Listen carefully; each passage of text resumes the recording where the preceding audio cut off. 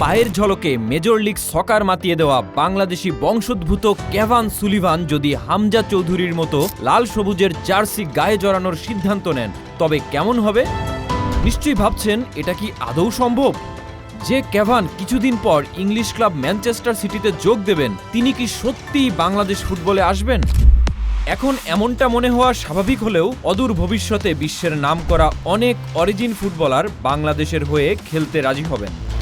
বাংলাদেশ ডাগআউটে কোনো high profile coach দাঁড়াচ্ছেন, সেটা 100% নিশ্চিত, যদিও তিনি কে হতে চলেছেন তা এখনও চূড়ান্ত নয়।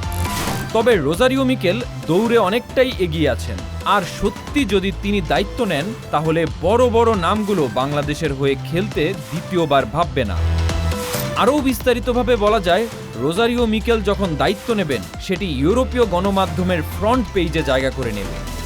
ব্রাজিলকে অলিম্পিক গোল্ড মেডেল জেতানো একজন কোচ দায়িত্ব নিচ্ছেন বাংলাদেশ ফুটবলের, এমন খবর প্রকাশিত হওয়ার সঙ্গে সঙ্গেই বিশ্বের আনাচে কানাচে ছড়িয়ে থাকা বাংলাদেশি বংশোদ্ভূত ফুটবলারদের আগ্রহ কয়েক গুণ বেড়ে যাবে। একটু খেয়াল করলেই দেখা যায়, হামজা চৌধুরী বাংলাদেশের হয়ে খেলার সিদ্ধান্ত নেয়ার পর সমিতের মতো ফুটবলাররা এসেছেন। রোজারিও মিকেল আসলে যে আরও বড় বড় নাম যুক্ত হবে তাতে কোনো সন্দেহ নেই। সেই সাথে বেড়ে যাবে বাংলাদেশের ফুটবলের ব্র্যান্ডিং। অবশ্য কেভান সুলিভানকে পাওয়া বেশ কঠিন, কারণ তিনি বর্তমানে আমেরিকান ফুটবলের বড় তারকা। তবে সম্ভাবনা একেবারে উড়িয়ে দেয়া যায় না। তার বাবা ইতিমধ্যে বাংলাদেশ ফুটবল নিয়ে কাজ শুরু করেছেন।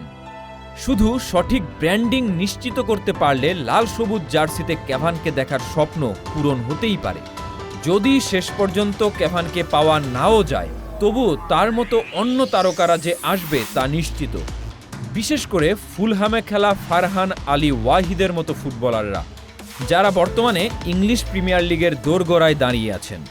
একজন হাই প্রোফাইল কোচ দায়িত্ব পেলে বাংলাদেশ ফুটবলের পুরো দৃশ্যপট বদলে যাবে, একথা বলাই বাহুল্য।